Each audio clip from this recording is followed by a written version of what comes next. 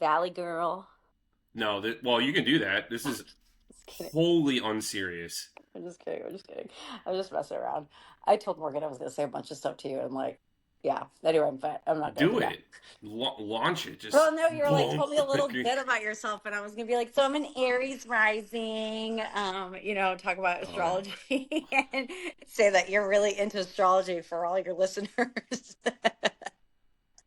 no, my autism has taken me to too many fact-based things. Just I can't do that. Oh, I know, it's so funny.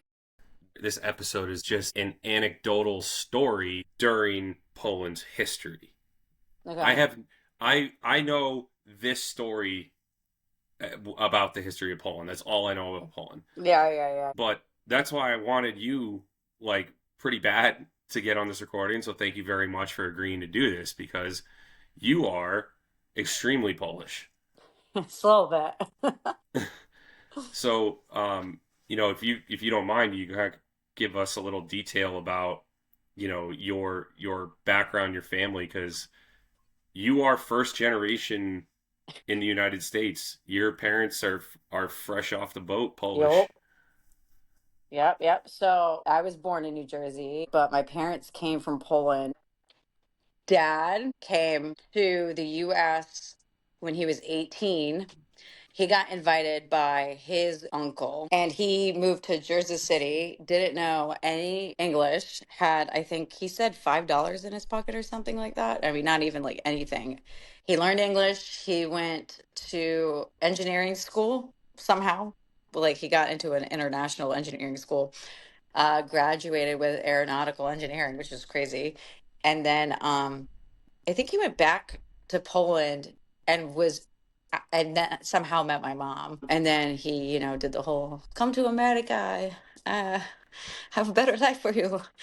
So mom was obviously really excited. And so she up and left. And then they got married within, I think, like a year of living here, and then had me almost immediately. Your family's story is almost parallel to mine. Just obviously my family was Italian. It's the same thing. Like they had uncles here. That's how they got the first Yeah. couple people over with that invitation. That's how my grandfather ended up over here. When he got his citizenship, he went back to Italy and did the same thing to my Yeah. grandmother. Was like, "Do you want to come to America?" She followed him when she was like 17, 18 years old. They got married, and then that was that. That was the rest of their lives. So when I was thinking about this story, I was really, really excited when you said that you would do this, and I've left you totally in the dark about I know. this I was story. like, what did I agree to? Like, what are we even talking about? But So there's a few things that I know about the Poles. One, you guys know how to fucking party. yeah. I'll say too hard, and that's just not just you, but from observing it and reading things and also hearing through this story. Polish weddings are 2 days long. Yeah, I bet nobody sleeps. You guys are top tier insane partiers. Yeah. Two, you guys know how to take a beating. I swear What are you talking about? I swear the Poles are abused harder than a rental car. And we'll talk about that as well because it comes up in this story. It's awful. The history of Really? Poland is very sad, and somehow the Poles are able just to kind of be like, yeah, okay. Yeah. Three, your food's awesome. Got some of the best Okay. sausages ever. I just had pierogi today. So good. Oh yeah, and of course, did you make them? No, I didn't. Mom did. I haven't Oh, mastered it yet. I suck at it compared to her. even better. Your mom and my grandmother are such parallel people in terms of their abilities, and then like, It's nuts. and number four, my first experience with being outnumbered by Poles was seeing Mariusz Pudzianowski fight in the UFC. That was a religious experience. So you're shaking your head. So I haven't seen it. I don't know. Mariusz Pudzianowski was a like world's strongest man You know those competitions where they're lifting the Yes. giant like My so. cousin could literally be in one. He's crazy like that. Oh yeah, you guys are built like sequoias, like just brick shit houses, and it's pure earned strength. It's like I go outside and lift logs and put them over here, and then I go and birth sheep, and then go home and drink vodka and eat golumkies and go to sleep. You're drinking the Like vodka while you're doing all that though. yes, and ripping cigarettes. Yeah, I know, That right? comes up too The in this good old story. days. So Mariusz Pudzianowski fought in the UFC. He didn't do so great, but I saw him fight in Massachusetts, and I swear I was the only not Polish person in the crowd. It was the scarves, the big like soccer team scarves with the Yeah. eagle, Polska, like people losing their minds. When was this? Oh god, I was in college. That's crazy. It's fun that you went to that. It was awesome. It was so cool. And my buddy who I went with is Polish. Um, That explains why you were there. so where is your family from? So yeah, so my dad's from the mountains, Gorlice, and mom's from Skierniewice. My great aunt, the sister of the uncle that, or like my uncle as well, the uncle who brought my dad and asked him to come to the States. His family was from Lishchyna and their Lamco. So they actually were attacked. And I was just reading her book. She came out with a book. It was her, her mom, her dad, and her two brothers. So she went through all of that. I mean, she was born in 33 and she wrote a book about it. I'm just like kind of going all over the place because I was just reading about this like again today. I was rereading the whole book and it is so sad, her story. I mean, she like Oh, it's knew her awful. it's crazy. It's crazy. She saw her first cousins get taken away in front of her. I mean, her older brother hid from the soldiers and he ended up getting caught on a train and he ended up in Auschwitz for 2 years. The other brother was hiding in the woods on and off, and she was still fine because she was still so young. Like they weren't gonna, they're gonna mess with her. She's 6 years old. But I mean, the war ended when she was 12. I mean, like that's like all she pretty much knew. It's so sad. But she wrote about it. They were moved all around. 2 years after the war ended, she was part of the Operation Vistula, and it was like forced Mm. resettlement. So she was part of that. She actually had to get up and move to what was before Germany, but then it was like Silesia, Poland. And then she moved there until she was 16. And then her dad, who had been in America, asked her to finally come. Wow. That's But yeah, an incredible but story. I didn't. the only reason why her mom didn't want to leave Poland was because her family was there. And then after her dad left to America, the freaking war broke out. She had Nazis in her house literally like every other day. Yeah, fuck that. Freaking, she would hide her older brother at freaking 6 years old underneath the floorboards. That was her job at 6. Like, what the hell? Talk about trauma. The details my grandmother remembered, like in the war, like you're just like, what? How do you remember this? I don't even remember what I eat for breakfast sometimes. Like, Because it's traumatic. it's yeah. Even the non-traumatic things, though, the things she'd do during the day, the jobs she got assigned, like how she would take the cows out to the pasture, and that was her responsibility. And like, it's just all, it's such a So different world. I don't know if I'll do a standalone story on the British nuclear experiments, or if I'm gonna do, I'll probably do like an amalgam of how the British, the United States, the Soviets experimented with nuclear weapons post World War II, post atomic bomb. There is a startling video on YouTube of post World War II British vets that are old. I mean, having a hard time figuring out daily existence old. You know what I mean? Okay. But all of these dudes how they are able to describe what happened to them when they were exposed to nuclear weapons tests is startling. How vivid, how everything matches, how all of their stories line up. It's like it happened to them yesterday. And then when you talk to them about like their family, they're like forgetting details of their family and stuff because they're in their 80s, their 90s. But I want to tell you this story about a national legend of Poland. So, have you heard of Private Wojtek? Mm-mm. Private Wojtek served in the Polish Second Corps during World War II for 2 years. He was a part of the Battle of Monte Cassino in Italy. He was also part of the 22nd Artillery Supply Company. And because of his exploits, that company actually adopted his likeness as their company's insignia after the Battle of Monte Cassino. Okay.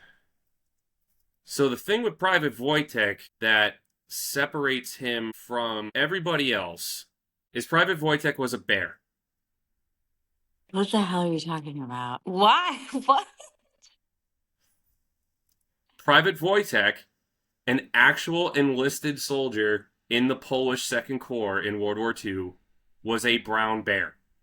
What the hell? And I would love to tell you his story.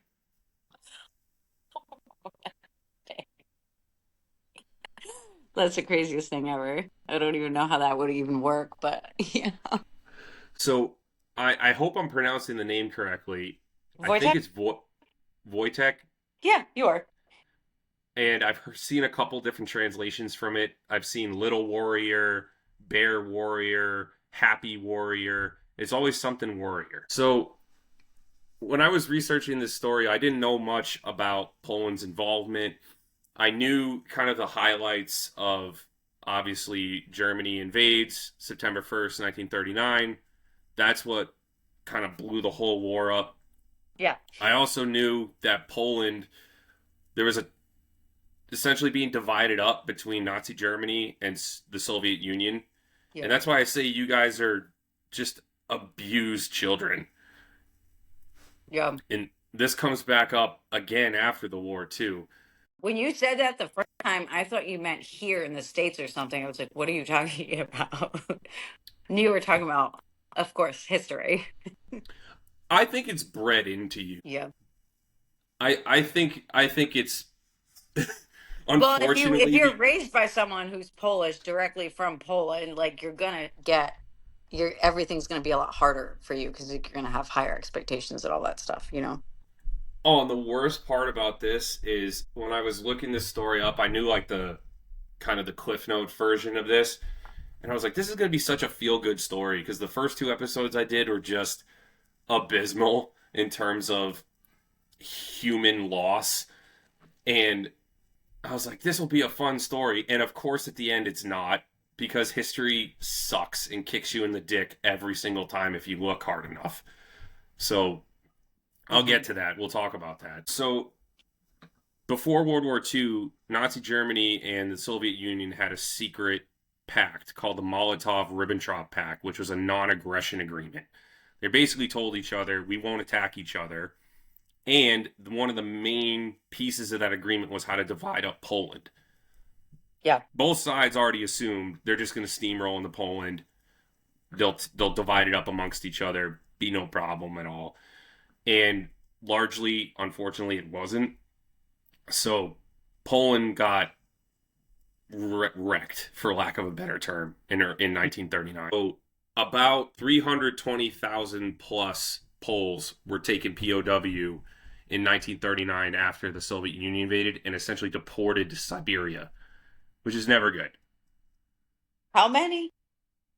About 320,000. Oh my God. So they did this in 4 major waves over 2 years, starting in 1939, Oh. right after the invasion.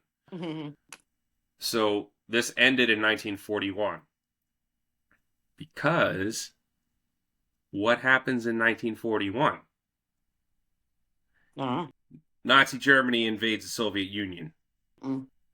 and breaks that non-aggression pact and blows that whole thing up Gotcha, gotcha. instantly. So this was a giant problem for the Soviet Union, and that's an understatement because my first episode where I talked about Pavlov's house, which took place at the Battle of Stalingrad in the Eastern Front, the Eastern Front of World War II was the most apocalyptic thing to ever happen in human history. But that's not really important for this particular story. What is important is after Germany invaded the Soviet Union, Stalin restored diplomatic relations with Poland, but he kind of did it like, fine, oh, fine. Because he was in trouble. He needed to be clever about how he maneuvered through this. So the Soviet Union fought alongside the Allies for the later part of World War II, but not necessarily aligned with Allied political beliefs, ideology, but it was a necessity to avoid extinction. Yeah. So this was called the May-Sikorsky Treaty, and it was requested by the Allies, and it was essentially saying, hey, let all the Poles go, let them join the army, let them fight for us, go ahead and do it. And the Soviet Union agreed. So this birthed something called Anders' Army.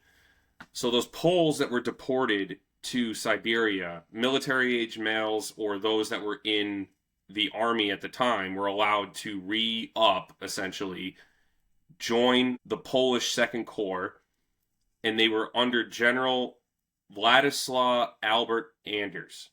And that's where you get the name Anders' Army. Okay. But this leads us to Private Wojtek. So all these Poles are making their way out of Siberia, trying to get to Italy. So they couldn't go straight through the Soviet Union because Germany had invaded. So you have the Nazis steamrolling the country west to east.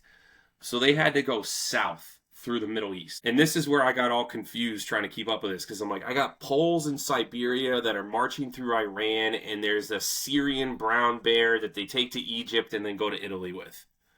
What the fuck? That's yeah, this is not normal. It was a lot going on. Oh, it was crazy. And this It's is where I get into the Poles know how to fucking party because they're making their way through Iran. They come across a young Iranian boy looking to trade. He has a brown bear cub in a burlap sack. And they think that the cub had been orphaned due to his mother being shot by hunters. So the Poles decided to buy the bear. They bought the bear for some food, chocolate, money, and a Swiss Army knife. what? What the hell are Yes, we gonna do with a bear? kept him Why? for fun, legitimately. That sounds like a bunch of crazy shit Polak would do. It it is. This is true. This actually happened. That would be my cousin to be like, yeah, just give me the bear. I'll take it. Like, what? 100%. You definitely know people that would have absolutely bought this bear. So Wojtek primarily served as a morale boost. He was just this awesome thing that these Poles thought was this incredible thing to have hanging around. He was this cub at the time, so he's this tiny little thing. They raised him, they were playing with him, they trained him, and he was essentially just like a mascot tagging around with the Poles as they made their way through the Middle East. And I was reading a quote from, it was the daughter of a Polish soldier that was in the unit Wojtek was in, the bear. And she described it as Wojtek was an orphan, so he was displaced with a bunch of young men who might as well have been orphaned also because they had been displaced from their families, from their home, making their way through a completely foreign land. So there was this bond between the soldiers and this bear. It's like back in the day, their version of a emotional support animal. Oh, you're 100% correct. Exactly. Wojtek was their emotional support bear. Screw dogs. Screw dogs. We don't need dogs. Let's get bears. He actually slept in their tents. Sounds like a liability issue. There's no way. They had So, brown bear cuddle sessions. uh, I don't believe that's crazy. What I've read about Wojtek's personality is because he was orphaned when he was so young and then taken in by the Polish army. He was essentially domesticated. So he was not aggressive towards people. He loved being around the Polish army. He loved to drink beer because obviously this is the Polish army. So now we're getting into animal abuse. He loved cigarettes, Mm-hmm. but he would Yup. eat them. Is he cocaine bear too? No, this is not Cocaine Bear. This is not the Colombian bear. But another thing that he loved to do was wrestle and box with the soldiers. And Yeah, probably because he was most, trying to kill him. no, it was all play.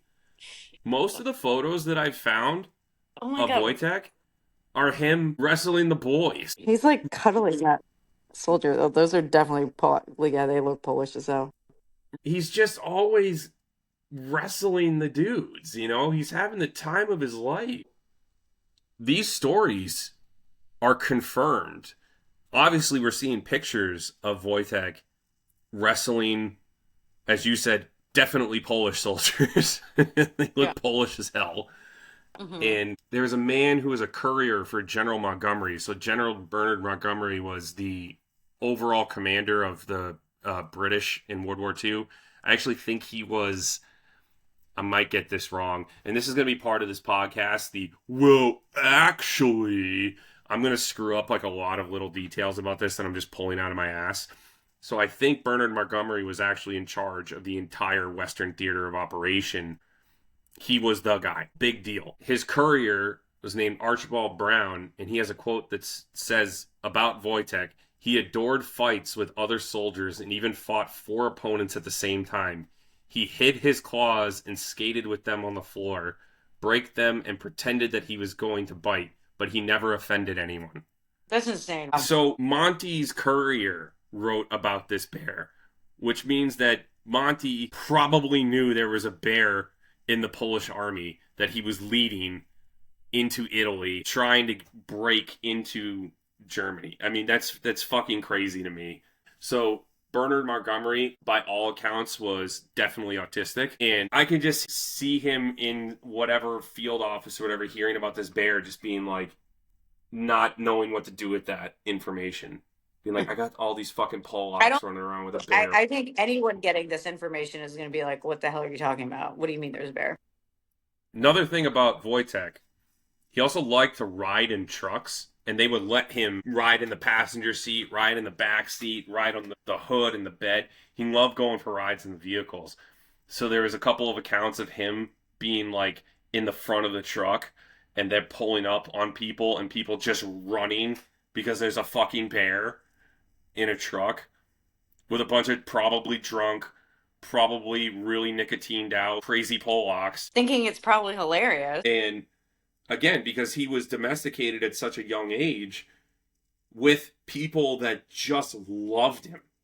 They just loved him. They showered him with sweets like fruit and marmalade and honey was kind of what he ate. And he just loved hanging out with the boys. I don't know if I'd want to be in a different place than with the Polish army in World War II just for the party. That would be entertaining. It would have been so hard. It would have been so much hardship. But the attitude of these people and how much fun they figured out how to have, and then they came across a fucking bear. We'll take it. So Wojtek officially became part of the 22nd Artillery Supply Company and stayed with the Polish Second Corps throughout all of their movements into Italy. This is where we run into him actually becoming part of the Polish army. So I've read 3 different accounts of how Wojtek got his way into Italy. One account is that since the British had a no pets policy, the Poles just decided to enlist him and gave him a serial number, gave him an official rank, put him on the official register, and said, yeah, he's part of our army. He's not a pet, he's part of our army. What's his social security number? I don't know. I don't know what his social security number was. But it would have been a serial number that they would have had to assign him. Another account from Alan Polak, who wrote the children's book The Bear Who Went to War, said that the Poles threatened to mutiny if Wojtek wasn't transported with them to Italy. Oh my God. And then the third account was that Wojtek was so well liked that it, quote, wasn't a problem. One theme that I'm finding with this podcast is this Venn diagram of information. And I'm taking information from legend, from pure fact, from this guy, and it just where it all kind of meshes together in the middle is where I tend to write my scripts and where I tend to, tell these stories. Mm-hmm. So I think that Wojtek's journey into the Polish army is probably somewhere in the middle of all that. There was probably a attitude that if Wojtek isn't allowed to continue coming with us, we're going to be pissed and we're going to make a big fucking deal about that. There is probably truth to he's so well liked and he's not a problem, so why not? By all accounts, he was a very friendly, very well-mannered, likable bear that loved to wrestle people. Like I said, I showed you the pictures. But I feel like when they're younger like that, you can they're more malleable. Like you can make them into their environment. Like I could see that. Like I can't see that being sustainable past like a certain age. Like I can't. You know what I mean? There's no way. He's gonna turn. Well, look at your dog. You had a pit bull that was the biggest pushover, like 17 years old. Little sweetheart that anyone's ever met, right? But you saw her from a distance, you're like, yikes. Yeah, she's got this flopped out ear. She's like walking crooked. I was like, dude, she's pretty much dead, guys. Like she's not even. But then if you had a sandwich, she'd be sitting right by you, just drool coming off her face the whole time. She would take your sandwich out of your hand if you weren't looking. Yeah, she would. But she wouldn't bite you. No. She would never hurt you. She would never do anything. But she looked gnarly, and there's plenty of instances that I read. I talked to you about Wojtek being on the front of a car or the passenger seat of a truck, and people literally like running the fuck out of the way because they see a fucking bear with a bunch of fucking drunk ass Polish soldiers. A brown bear. Yeah. If I was a prim and proper Hugo Boss outfitted Nazi, and all of a sudden I saw the Polish army in fucking rags just ripping butts, half drunk as shit, driving in with a bear, I'm like, I'm so fucked. This bear's it's like the Hangover when they take Mike Tyson's tiger. Exactly. They'd be like, did they get really drunk and fuck up and take that thing, or what's happening here? He might want to return that thing. Nah, he's part of the army.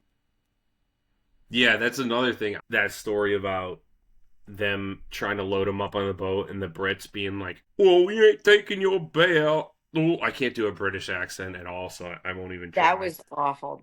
It was terrible. But just being like, we won't take your bear. You send it back now. Isn't it Tuesday? Whatever, fuck. Oh, you got that Tuesday. Tuesday. You didn't say too bad. Some prim and proper British friggin' jackass trying to tell these Polacks you can't take this bear with you, and the Polacks are going like, the fuck we aren't.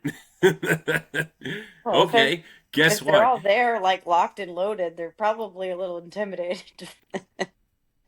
Oh, by the way, here's his rank, serial number, here's his paperwork. Go fuck yourself. Get out of the way. I want that to be true so bad. Just let him come. What do you think he was weighing in at the end of, like, right when he came into Italy? He looks big in the pictures. I think he was. They have official accounts of how big he was. I think he grew. I'm gonna get this totally wrong. I'll have to look this up afterwards. But I think when he was in Italy, he was up to like 300 pounds because he was still young. Okay. when the Poles adopted him was 1942, and when the Battle of Monte Cassino happened was 1944. So he was only 2 years old when he gained this legendary status. We'll get into that now because it's a perfect segue. So as the Poles make their way to Italy, this was the Allies' first attempt to try to penetrate Nazi Germany, was going up through Italy. The Battle of Monte Cassino was the bloodiest battle of the Italian campaign, and its goal was to break what was called the Gustav Line, which was a series of fortifications across the country of Italy, west to east, that the Germans had dug themselves in on. So the Allies just kept having to come up against these lines of fortification, try to break through one, go up to the next one, try to break through it. And the Battle of Monte Cassino was the costliest, largely because there was a monastery called the Abbey of Monte Cassino that was on top of this like rocky cliff, essentially. And it was a death trap for anyone trying to attack this position. So you've got Nazis that are dug in towards the top of the monastery. The Allies think they're in the monastery. And it was extremely costly to try to assault this position. You're basically trying to climb a mountain while you're taking machine gun fire and grenades. It's a really, really bad idea. So in one of the most controversial decisions of the war, the Allies bombed the ever-loving shit out of that monastery. And it was largely ineffectual because the combatants were not in the monastery. They were, I forget what the technical term for it is called. I think it's called like the Ranger Ridge or the Soldier Ridge of the mountain. So if you think of like a mountain peak, you don't want to be on the top of the mountain because everybody can see you. You want to be just under the peak so that nobody can see you. You can fight people this way going down the mountain, and if things go bad, you can just jump over the mountain. So that's where they were. So these bombing runs really did nothing except kill 115 civilians and refugees and monks that were hiding out in this monastery that was built in 529 AD. Oh my God. So not great. Good God. And Wojtek was involved in this battle.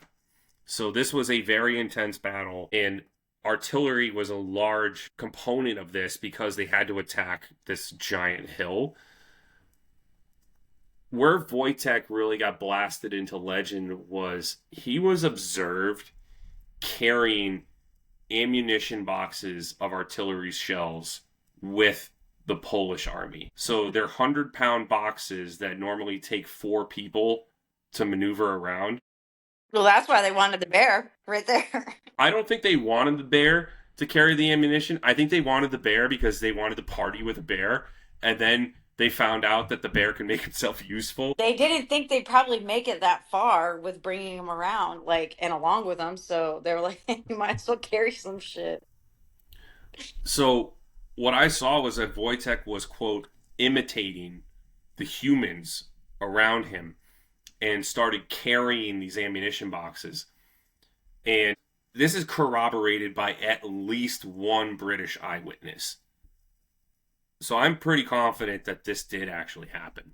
Yeah. So after the Battle of Monte Cassino, Wojtek was officially promoted to corporal, and the 22nd Artillery Supply Company made Private Wojtek into their insignia. That's hilarious. It's hilarious. You can't make this shit up. It's a bear carrying an artillery shell. And this is the coolest official insignia I've ever seen. That's so funny. So, to close out this story of Private Wojtek, his story, unfortunately, mirrors what Poland's story was like post-war. So many veterans didn't return to Poland after the war because it was being occupied by the Soviet Union, and instead settled in the United Kingdom. Wojtek ended up going to Berwickshire, Scotland, and shortly after that, found a permanent home in the Edinburgh Zoo in 1947. That's so sad that he ended up in a zoo. I mean, I don't know. He should be like in somebody's house, apparently. In a palace. So, you're right, because Wojtek did live a pretty long life. He died in 1963 at the age of 21, but his years in captivity were noted as not being healthy for him. Polish soldiers would go visit him in the zoo, and they said over time he lost his friendly demeanor and started becoming aggressive. Multiple people talked about seeing Wojtek kind of deteriorate. But a ray of light to this is that when he would hear Polish, he would freak out. He would become so happy and like recognize the language and recognize that this is something that he was a part of before. I read one quote from, it was a daughter of a Polish World War II vet who served with Wojtek, and she said that Polish men of that era were trained, in a sense, not to cry, not to show emotion, just because of how abused that population was at that time. But when her dad went to the Edinburgh Zoo and saw Wojtek, he bawled like a baby on the spot. No. Oh. Yeah. Where was the zoo at? Edinburgh, Scotland. Oh. So it's not like he was in a horrible place. It's just you've caged a wild animal that was legitimately a soldier in World War II and put him on display for almost 20 years. And like it's similar to what happens with orcas, where they become super aggressive towards their trainers. But unfortunately, like I said, Wojtek's life kind of mirrored what happened to the Poles after World War II. So there's a quote from a man named Joseph Mojdan, who served in Anders' army. He said, "The government in exile again lost recognition. So 5 years in constant fear of being killed, risking their lives for free Poland, went to waste. It became clear that Poland was not free. Our struggle was in vain." And this is due to Poland, again, being beaten harder than a rental car, even after the war, because no one gave a fuck about them.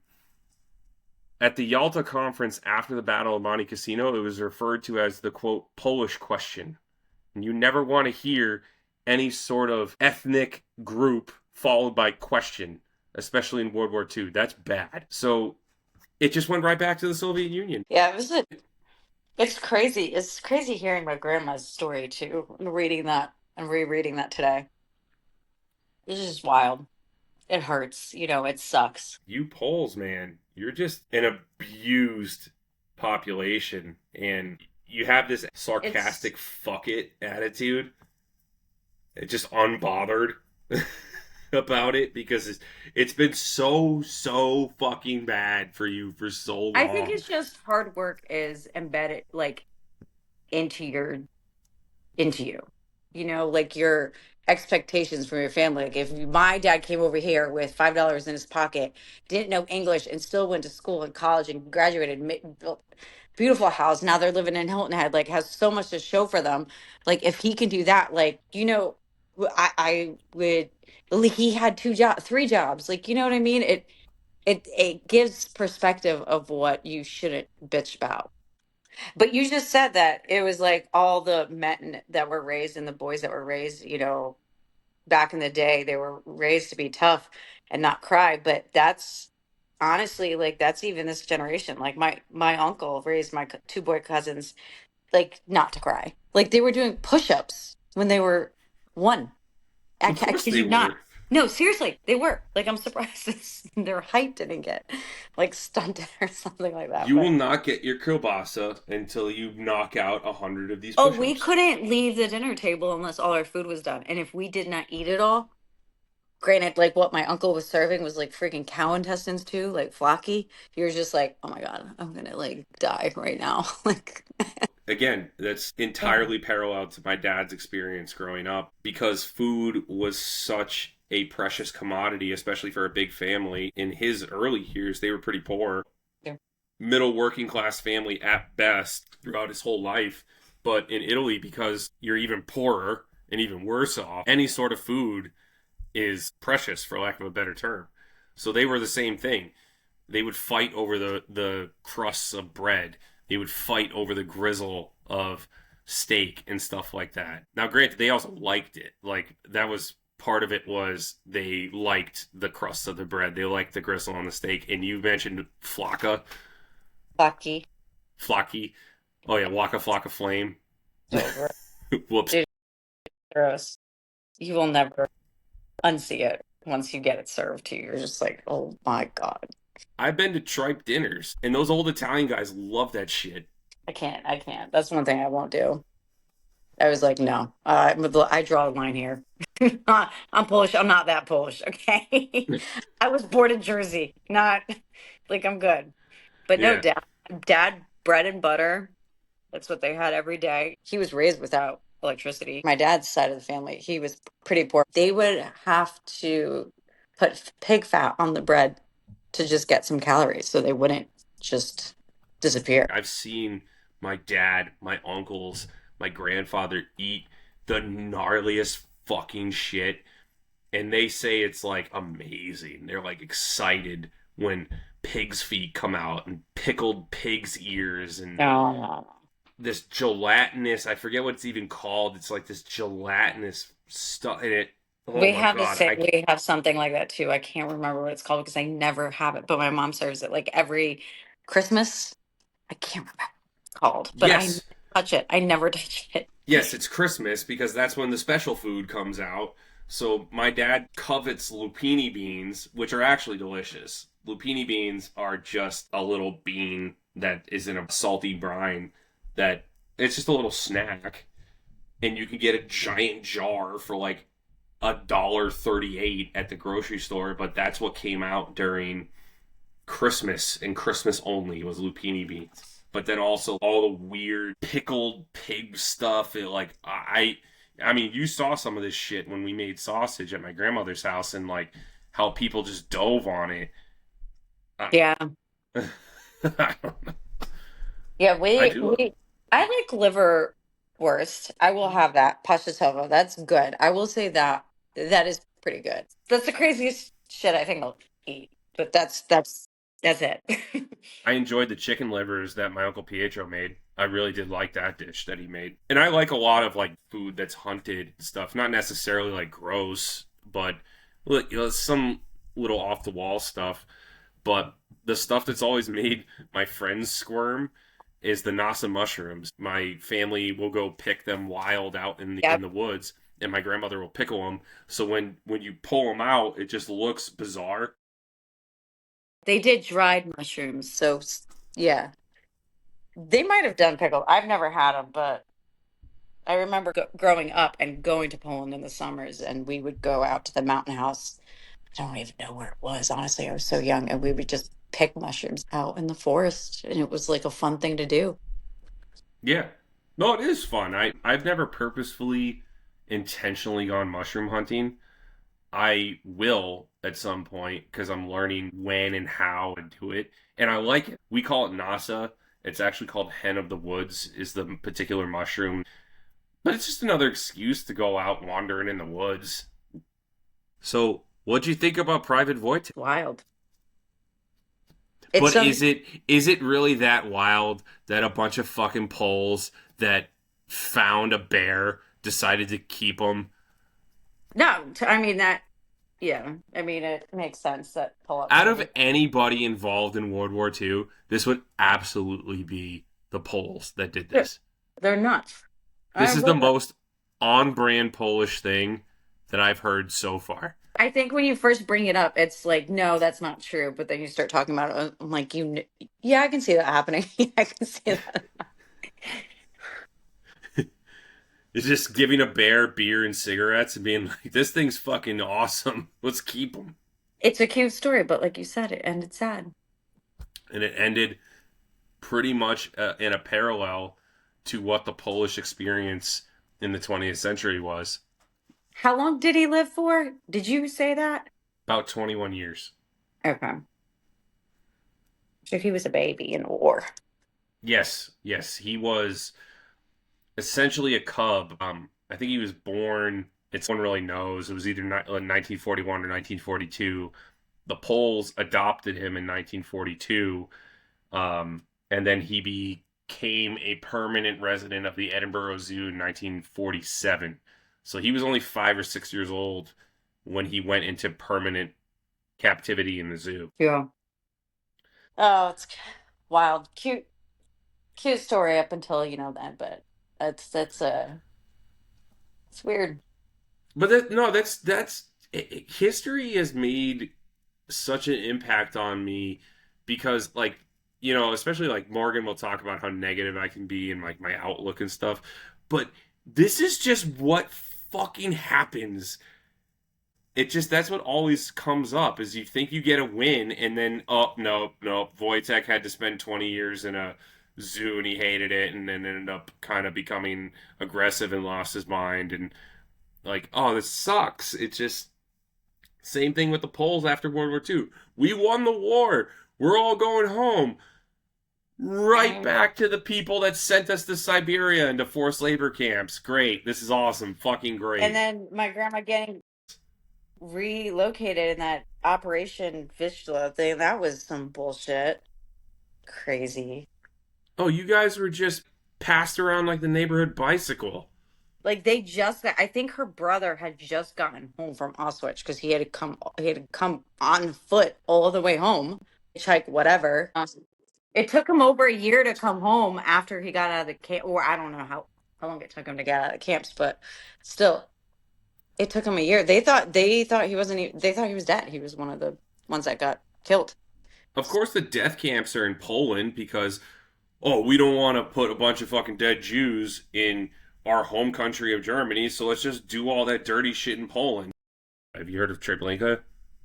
No. It's an extermination camp that was in Poland. Like the most horrific shit that you could think of in the Eastern Theater in World War II was probably taking place in Poland because a bunch of assholes decided that oh, we could just do this here because who gives a fuck about Poland? And that even came up, like I said, at the Yalta conference. Like the Allies were even saying, like, oh, the Polish question, what do we do with all the Poles? I don't know. How about give them their fucking country back? But no. Like, leave them alone. Can't do that. Yeah, it sucks. And unfortunately, that just seems to be how history is it just fucking sucks. And the more context that you have, the more you learn about it. Even the cool stories, like this is an awesome story. The story about a fucking orphan bear cub that gets taken in by a bunch of drunk Polacks that becomes a hero to an entire